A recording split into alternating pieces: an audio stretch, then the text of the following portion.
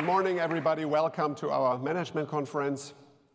Years ago, when we were having such a conference, I promised that as soon as we are getting to more than 30% of our employees that are coming from non-German markets, that we would have our conference in English. Since we have to keep our promises, and since we are now having more than 40% of our revenues and more than 40% of our people coming from non-German countries, this is the first management conference in English. In the center, in the core of that family and of that family cooperation is and will always remain journalism. This is something that is fundamental for this company. Journalism is our genetic code and always will be our genetic code. And I think it will be our genetic code for a very good reason, because it's a distinguishing factor that is creating, in the end, competitive advantages. We really take that idea very serious, that decentral responsibilities and diverse cultures have to be respected. I don't care where you work. I don't care when you work. I don't care how you work. I just care about the performance. I expect only two things from you. One is performance, and the other one is comply to our constitution. In 2011, Mathias Döpfner announced an objective. He said, within the next 5 to 7 years, I want to reach 50% of EBITDA coming from digital and 50% of revenues. And honestly, when he announced that, as usual, he hadn't talked to anybody about it before, not to the artists from Controlling, not to any other artists, I guess, maybe to real artists, I don't know. Honestly, I think throughout the ranks, to put it very mildly, there was a certain degree of disbelief, you know. Today, we are here basically in the middle of 2014, and if you look at our numbers for the first 6 months, you will see that 51% of our revenues are coming from digital, and 2/3 of our EBITDA is coming from digital. So we reached it much earlier than anticipated. And maybe this tells you something about how crazy, or maybe even not so crazy, these nice numbers that honestly I don't want to repeat now, were that Mathias mentioned just a couple of minutes ago here on stage. The question is, why do we need really paid content? Because the pure growth and reach will be sometime over. And if we want to create journalism tomorrow, we need several revenue streams. Ad sales is one, and paid content could be another. And my role is, you know, in this game, my role is to bring the right people to the right positions and empower them. Out of this very strength of this very strong position of BILD, the time is now to change and to take the right directions and manners in order to work with this integrated and with this totally combined cross-medial brand of BILD. And I think for us it's really important to understand that although we are market leader in everything we do, and I think by far the most successful German, if not even European, media brand which has also probably influenced the market worldwide, I think we always have to understand that the German market and our competitors are not the ones that we should look up on, because there's nothing to win. How do we come along and how do we react to our new competitors that are Facebook, Google, and the news aggregators? It's all about time change. We are looking for the people to spend a lot of time with BILD. And everyone else does too. Amazon does, YouTube does, in the video content. There's a wide range of competitors that are trying to steal the time that people have spent with BILD in earlier years. I think the most important learning in the Silicon Valley is that the new technologies, that the digital technology is changing our lifestyle, habits, behavior of people much faster and much more radical than we probably anticipated. With these new technologies, the expectations of our audience are changing. And if we don't react to this, we are dead. No audience means no money, means no journalism. This is very simple, and this is what we have to recognize. I would like to make a prediction. N24 and die WELT will definitely undergo a process of radical and innovative change, particularly if we want to attract new target groups to our media, younger target groups who do not differentiate between TV, print, or social media, but who search the internet to get the news they're interested in. For me, this acquisition is also a good example for one of my personal mottos. It's the power of and. And I mean and like in German und, not the Ameise, the animal. So instead of discussing at length, we could either realize the Funke deal or acquire N24. We just did both. And it was risky, but we did both at the same time. And it was one of those bold decisions that can transform a business. Change and innovation is at the very heart of Die Welt. Even if I try to be humble and modest, and I won't, I don't know any other paper or editorial team in Germany, and maybe around the world, which has so completely changed over the years. And we found out 3 important key figures for leading brands successfully, and it's the so-called CPC formula. No, CPC is not number crunches, darling. It doesn't mean cost per click. CPC means competence, passion, and creativity. Our brands need to be lighthouses in the sea of information, images, and voices. And in these multi-optional markets we're all in, we have to be the one voice to lead the way. For us, it is to lead the way within the pop culture information. Rock and roll to us is not just a style of music, it is a way of life. We are also present in Russia. We are running 4 magazine families in Russia, and the heart of our activities is Russia's leading business magazine, Forbes Russia. Forbes Russia, and I think we can all be proud to say that today is a fortress of free and independent quality journalism in Russia. It's perhaps one of the last remaining ones.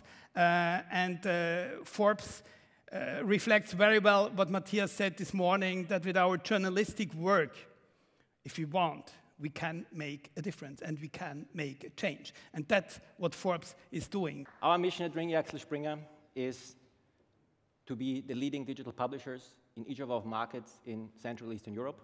And of course, this is something which is not happening overnight. But we are well on track.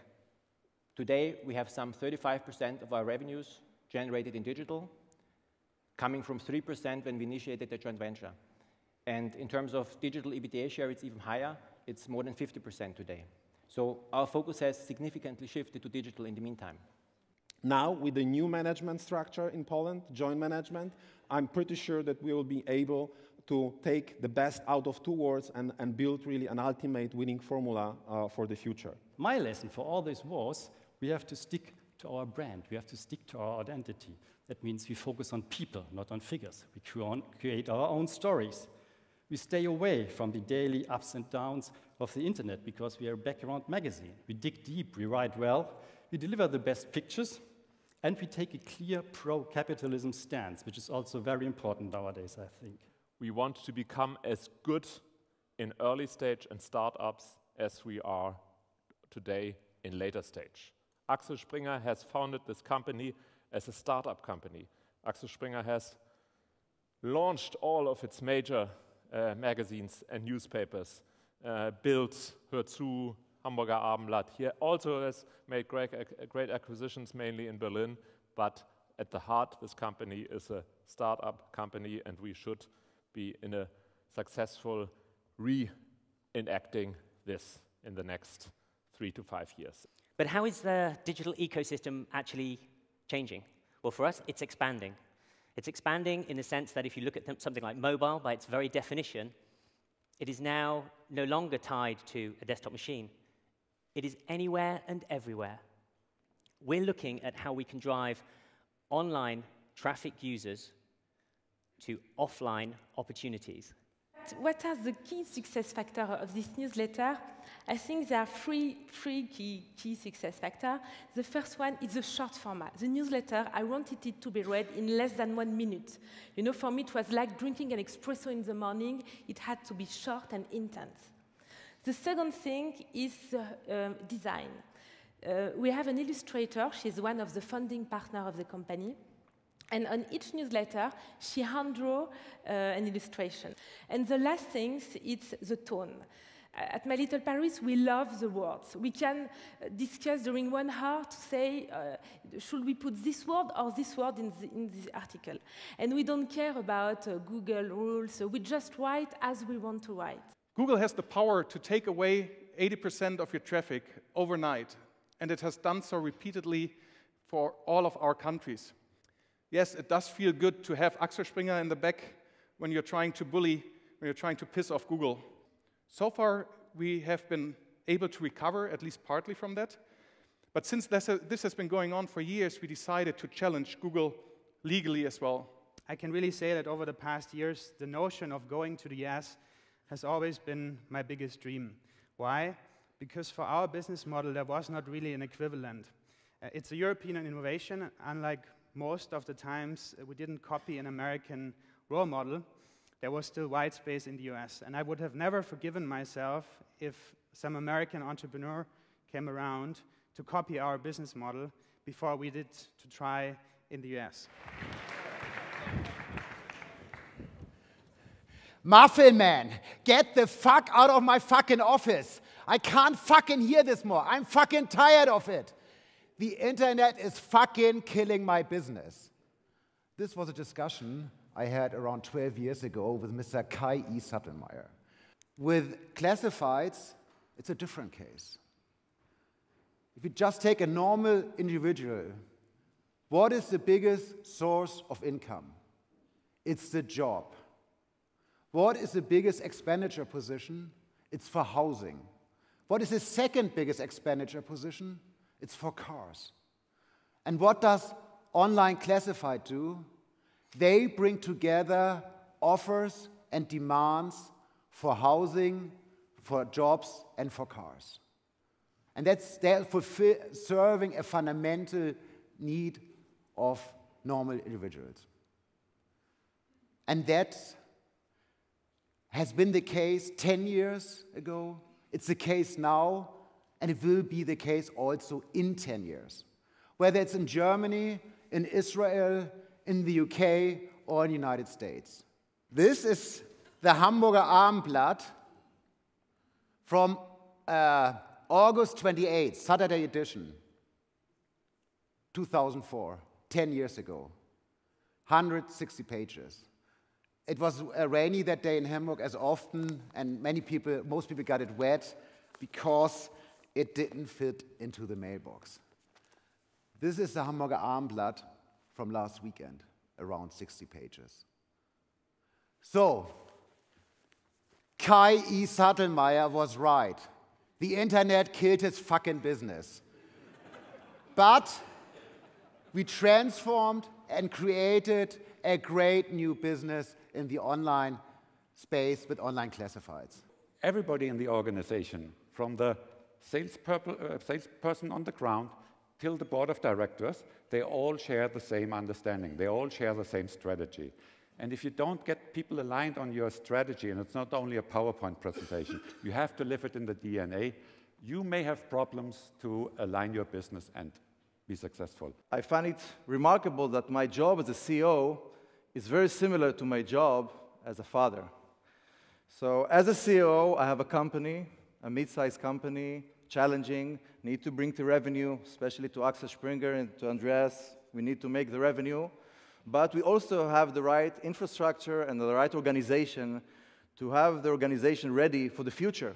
I'm a parent, yes, I'm a CEO, but I have also to learn from my kids and to learn from my customer. If I would still be an independent entrepreneur, I would not have experienced a long and painful due diligence during the acquisition process. I would have missed the opportunity to change a lot of process, to strengthen the team. We almost doubled the team since the acquisition, and to become even more powerful in the market. ImWeb has reached today better result than expected 2 years ago. The gap with our competitor is now way bigger than it used to be a couple of years ago. So we had a set of vision, and the vision was we want to be the unquestionable leader in the car classified business in France. And we made it known to everybody. So people had a vision that was shared and that was clearly understood by everybody. Now, a brief final round. Digital journalism in 10 years, how is it going to look like, Julian?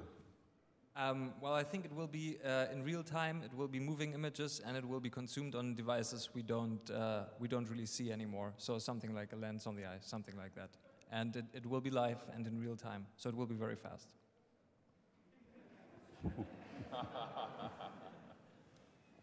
On top of that, I think there is a great opportunity for highly targeted new brands.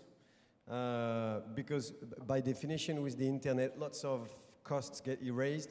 So you can be very, very focused, and then you can go all the deeper in terms of content, as you know that your target group will be interested in what you're talking about.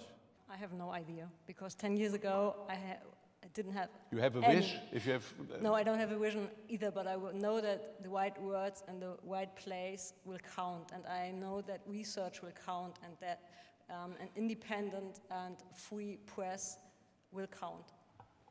So, we are in a marketplace business, so to me, we should be able to really match a buyer and a seller exactly. You look at augmented reality, you take a picture of the car on the road, I should be able to tell you if it is available for sale and at what price. So exactly what the user actually needs, and nothing more. So. Dirk? News will still exist in like 10 years, and I think it will be, the way they are presented will be done by a mix of people and machines. And I could go on for a long time, but I won't. Carlos?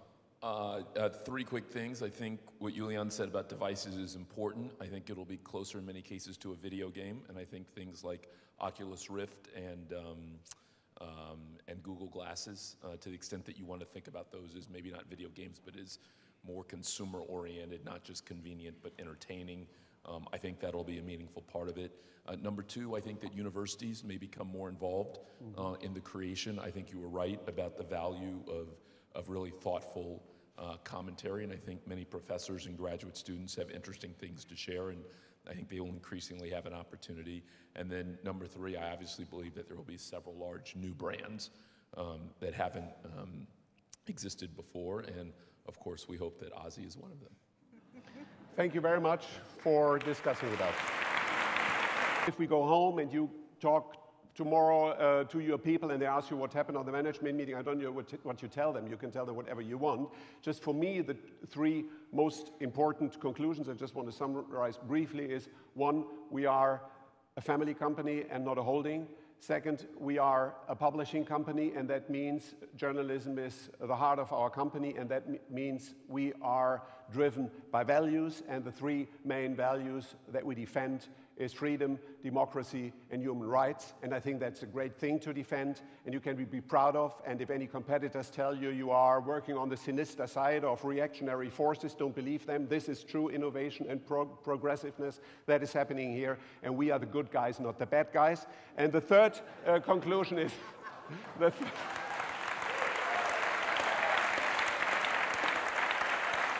And the third conclusion is Axel Springer needs to grow.